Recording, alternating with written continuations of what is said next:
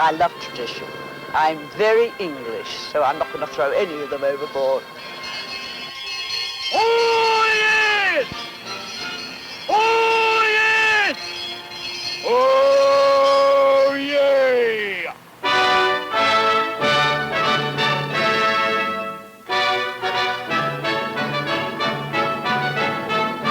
It serves no useful purpose. It's merely, in my opinion, a poppy show. They're too far removed from the ordinary working people of Britain.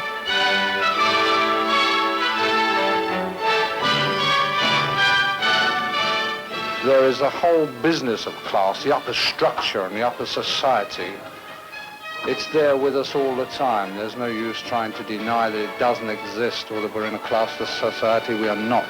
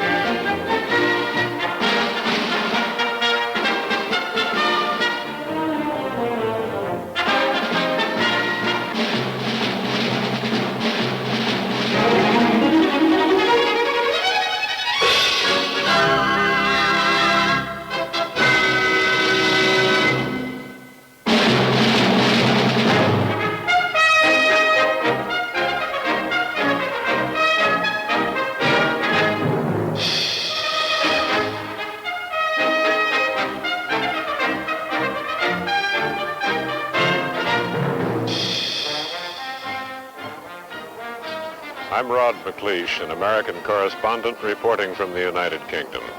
Britain is no fairy tale. These people have been through 2 shattering wars, and they've given up the greater part of a once great empire. They've lost the race for military power, and they're in danger of losing the race for world markets. They have to adapt to new conditions, but the British hate change, and their adaptation is going to come reluctantly. This report is going to examine some of the changes, or the lack of them, in 2 places where they happen, the new town of Stevenage and the Isle of Dogs here in London. Now, these 2 locations are not intended to represent all of Britain, nor are we going to cover all of the changes. But this is a search for fundamental facts by friendly but candid Americans.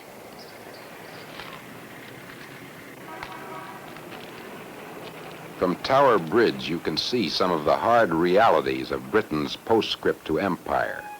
No quaint traditional pageantry here. This is London's dockland, and up there in the heart of it is the Isle of Dogs. Actually, the island is a large loop in the Thames. A tightly clustered jumble of factories, warehouses, and docks, which grew up haphazardly over the centuries along the banks of the river. The docks, with their spidery loading cranes, provide most of the jobs for the 12,000 people who live on the island. They also provide the island's traditions. The tradition of the stevedore, the bargeman, the dock worker. Jim Griggs is a crane operator on the West India docks.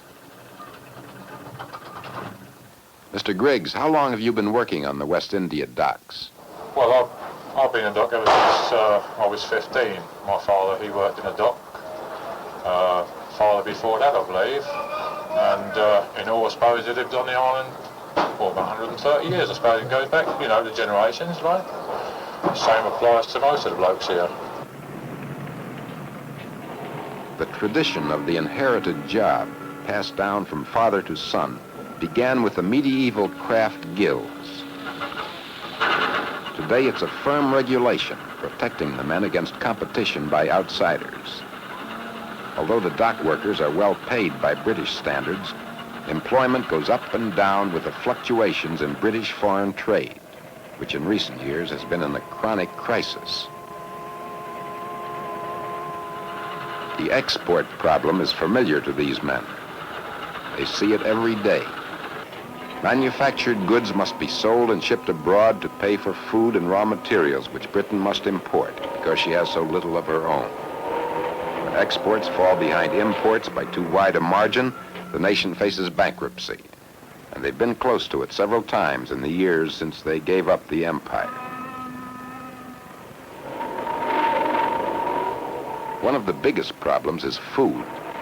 The British must import 50%, more than any other nation. Much of it is unloaded at the Isle of Dogs. The streets of the island are typical of Britain's older industrial districts. Because the men like to live near their work, drab warehouses are close to row after row of equally drab little homes.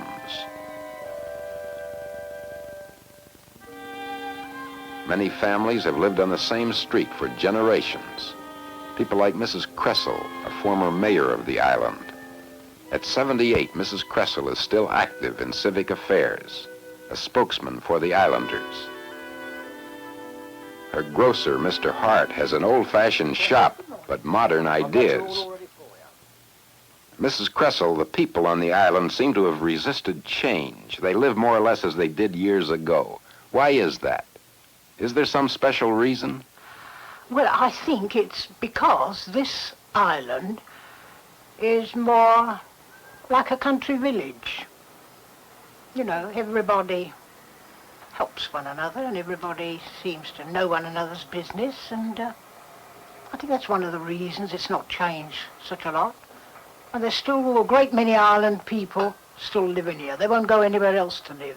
Yes, but don't you think yourself, Mrs. Cressell, it's something to do with the surroundings, the work? Look, a dockie. He hands down his job to his son, doesn't he? Yes. Well, that means that nobody else can come in, can they? No. Well, that's going to keep people out, isn't it? Yes. All right, well now, you take it from our angle. We're isolated. The work is local, it's dock work, which also isolates the individuals that work in the dock. It's another closed society. Mr. Hart, Mrs. Cressell, this closed society that's based on working-class customs, is it changing at all? Well, I should say here on this island we're all working class. You yourself? Me, myself, yes, very much so. I'm no class. I don't think there's such a thing as class bar in this country today. Well, when do you think these barriers started to break down, Mr. Hart? They started to break down during the war, at the outbreak of the war, when we were all in trouble. When we sort of more or less mixed and started to mix. Surely you remember when this island was cut off? Yes, I do. That was the first Saturday, if you remember. Yes, yes, I remember. We used to see them come when they used to come over the south coast. We could see them coming over and count them. About 5 minutes afterwards, in the distance you'd hear the warble, gradually getting nearer and nearer and nearer, and all of a sudden the guns would open up before you get anywhere. You could hear the old boom boom in the distance. I thought myself, this is it, this place is a fire. Well, a fire, and gradually getting worse. The rum key was burning, the tobacco warehouse was alight, boats caught fire. Well, it was just chaotic. Well, I think it was like hell upon earth. But it was really a terror. People were really terrified.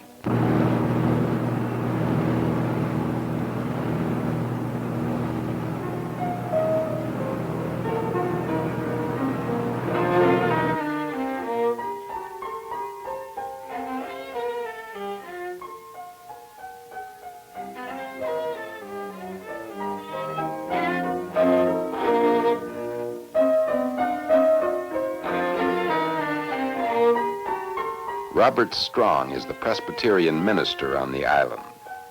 For him and his wife, music is an outlet in a hard and unrewarding routine. Their income is very small. Culturally, the island is a desert. No theater, no motion pictures, no music other than their own, and few books.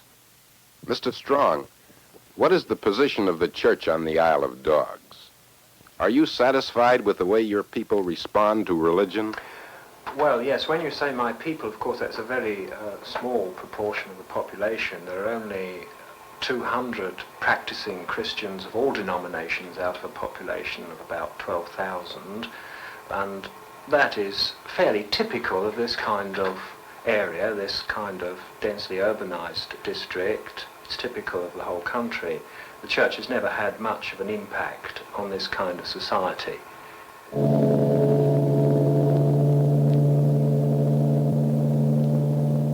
Because the dockers, bargemen, and laborers won't come to him, Mr. Strong goes to them at the docks and factories. He has little hope of making converts.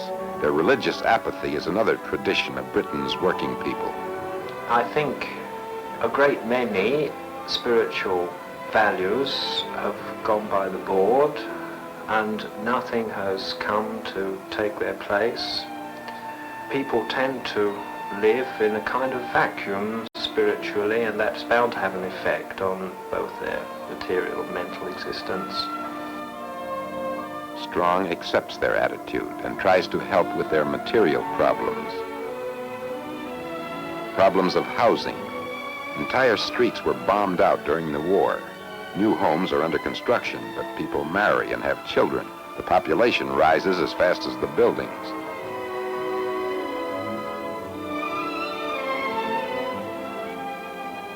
Problems of youth. We have what we call a street corner with a roof on.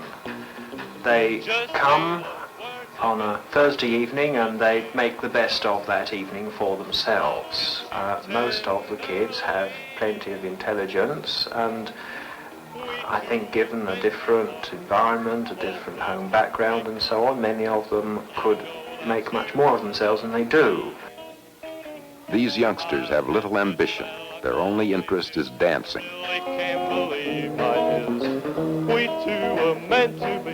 Juvenile delinquency has increased, although not as much as elsewhere. What do the young people think about it? It's not everybody, it's only a certain few that you get do this sort of thing. I mean, they go around smashing telephone booths, they rip cinema seats, they get on buses, they sort of abuse people, they make noises, and in general they make themselves a thorough nuisance. It's boredom most of the time. They do something to get into the headlines, get into publicity. Well, if you mean fights, we don't get no fights down here. Not now. A little while ago, you used to get quite a few, but not now. It's just dropped off. They're lazy. In one respect, they've got nothing to do. They think that people owe them something. Eat, drink and be merry, that's it, for tomorrow we die. Instead of sort of interesting themselves in a sport of some sort or the other, they don't. Maybe I think because they're too idle or lazy, or they just don't want to know.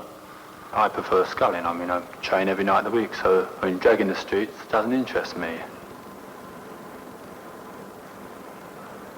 Sports like sculling, work, and perhaps even conduct are linked with tradition in young men like George Cole. All right, George. How far you been this morning? About 1.5 miles. What are you training for now? Doggett this time, yes. George, you're called a freeman of the river. What does that mean? Well, a freeman of the river means you're a waterman and a lightman. And when you're first apprenticed, you go to Waterman's Hall and you go before a board of masters. Waterman's Hall is a very old place. You must go back about 400 years. And the Doggett is one of the traditions as well. The Doggett race has been held annually on the Thames since the year 1715. The best oarsmen on the river are selected to compete. The prize is the Doggett coat and badge of solid silver. One of the oldest living winners of the Doggett race is Woodward Fisher. His wife has had to let out the coat several times since he won it 50 years ago. Time and prosperity have made changes in Mr. Fisher's waistline. I know, my darling, I know. Fisher is one of the few wealthy men born on the Isle of Dogs. He started with little education and no money. Now he and his wife own several tugboats and more than 100 barges. Barges and tugboats handle imports and exports, so Mr. Fisher's business is a good barometer of Britain's shipping trade and of the national economy. Mr. Fisher, we hear that British ports are losing trade to ports on the continent. Why is that happening? So many of our big liners that used to come direct from abroad to London, discharge their cargo, send whatever cargo to on the continent, and we used to do a very big trade. Today, these big liners go first of all to the continent and take the trade away that used to come to London. Because foreign ports do the job more efficiently? They unload now quicker than we unload, or discharge the ships quicker. That's why the trade's going there. Quicker and also cheaper. The continent's only about 2 days away, and if there's a strike here, he sends his ship to the continent.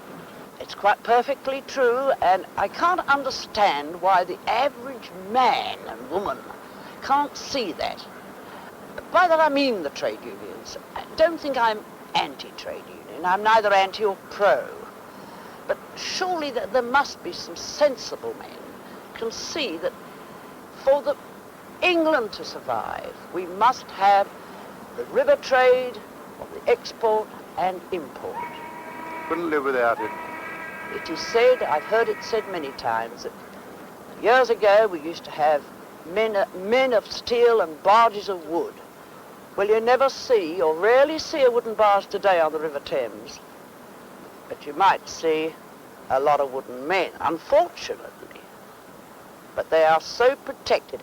I feel if we could only get at them, to tell them what a wonderful River Thames we have, what a wonderful England we have, how they'd all pull their blooming socks up. The dock workers are a frequent target of criticism. They have a recent history of unofficial wildcat strikes, a long heritage of aggressive trade unionism, and memories of hard times in the past.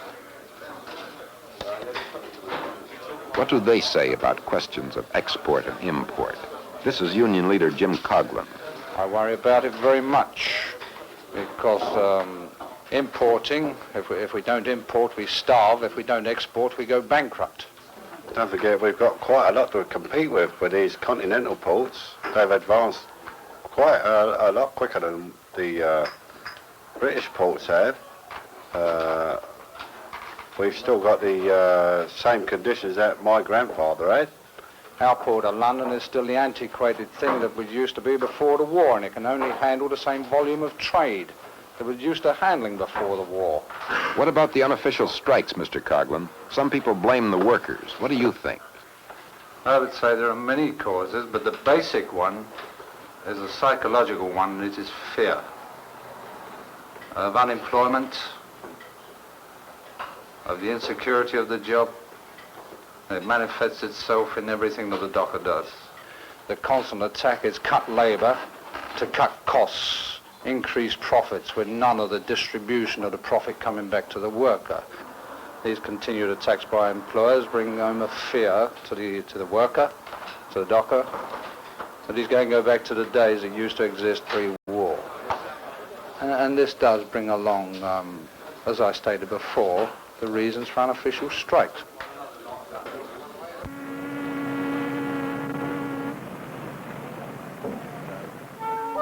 The children of the island learn early about ships, strikes, docks, and unemployment. They grow up under the shadow of these things. Look, see it over there? Here. Oh, and look at that big boat. Shall I draw that? Yes, go on then. Hey, look at that big ship going past. Isn't it big? Pulling it along. Hey, look at them big cranes over there. Aren't they big? Why don't you draw that big ship? I think I will. Now go on then, but I'll draw the cranes. Some primary schools on the island are old, but well maintained. The children in their early years are permitted freedom and fun.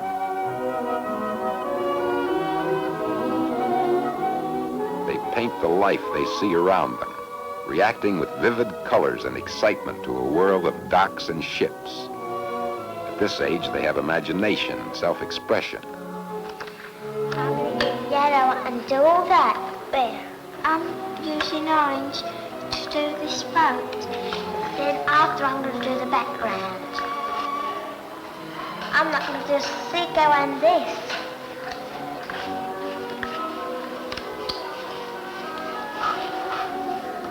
But the carefree days don't last long. As they grow older, they become less imaginative and more sober. The grocer received 240 eggs. Perhaps that's because for them, like most other British children, the first great decision of their lives comes at age 11, when they take the so-called 11+ examination. Critics say this test has its roots deep in the heritage of British education, which once was almost exclusively for the children of the rich and well-born. It tends, they claim, to continue that tradition.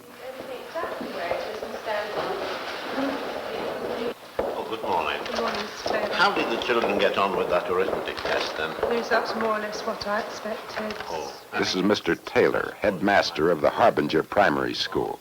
Mr. Taylor, would you explain the 11+ examination? Yes. The 11+ is an examination in arithmetic and English, and in addition to that, there's a test called the General Intelligence Test. This consists of a lot of trick questions may involve English or it may involve arithmetic. That's exactly what the 11+ examination is. And from the results of this, children are selected for different forms of education after the age of 11. The future education of most British children is thus decided by the 11+ exam. Those who score highest in the test do not go on to high schools like those in the United States and Canada, but to what they call grammar schools, patterned after traditional schools like Eton and Harrow. Scholastic standards at grammar schools are high. The children take academic and scientific subjects and can go on to university and a professional career. At the technical schools, the standards are almost as high.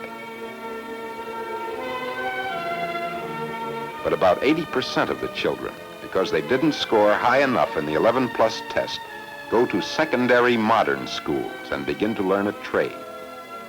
They leave school soon after they become 15 years old and take unskilled or laboring jobs. A few so-called comprehensive high schools, like those in the United States and Canada, accept all children, regardless of 11+ scores. But these schools are controversial, called socialistic, perhaps because they're anti-traditional. There are none on the Isle of Dogs.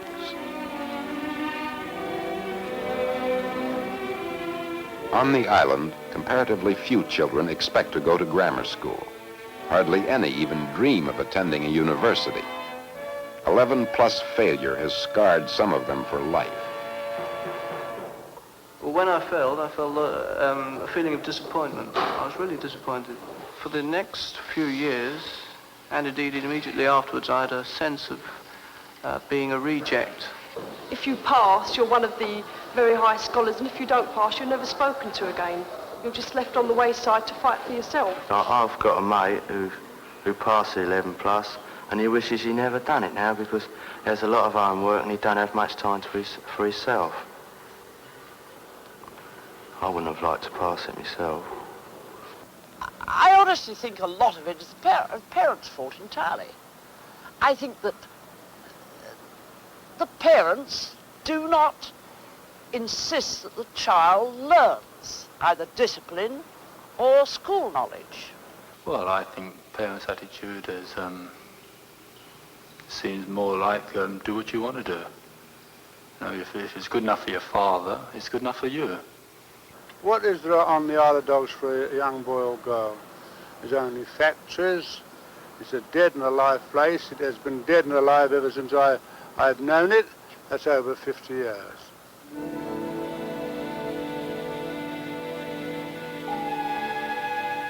Sluggish backwaters of tradition on the island produce attitudes as outworn as the streets and houses.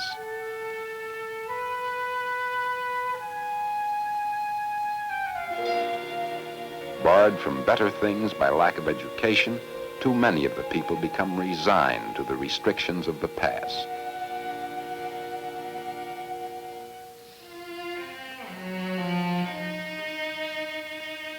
limited personal horizons may lead to dead-end lives.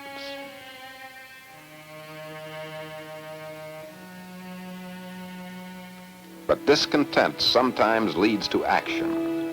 Some people do leave the island. Mostly they're young, with growing families, like Dennis and Angie French. The Frenches have decided to break with the past and take part in Britain's newest social experiment.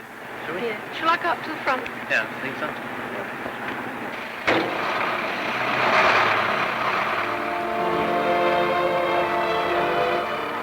The Frenches are moving to the new town of Stevenage, and a kind of life which may eventually wipe out the traditional Britain of the past.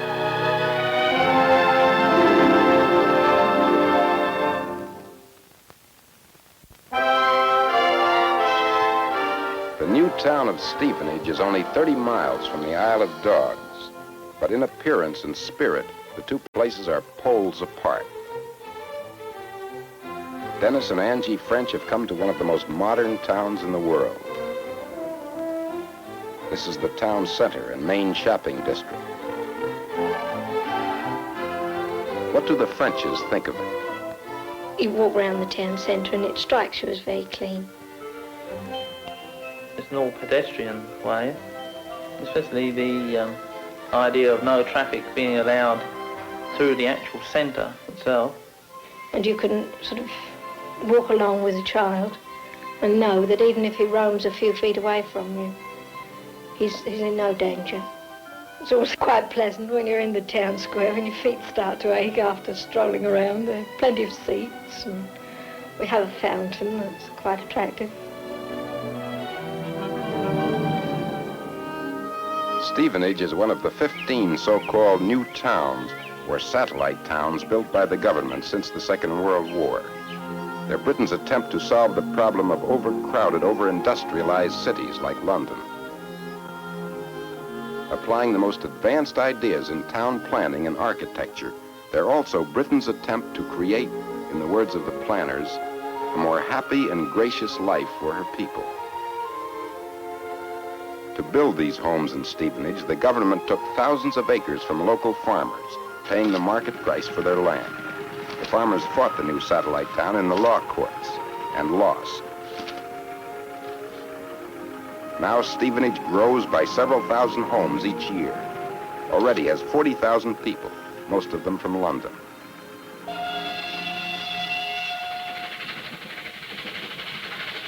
Near the residential area is the industrial district. Unlike some post-war American towns, which it resembles physically, Stevenage is virtually self-sufficient economically.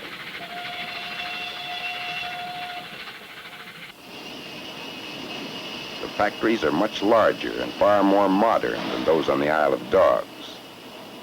At King's, they make conveyor belt systems, many for export. Right now, they're working on a huge new conveyor belt for a Russian automobile plant.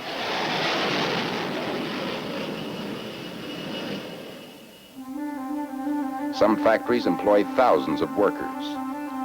Almost all are involved in the production of advanced electronic equipment, products of the latest developments in science. These jobs require a good education.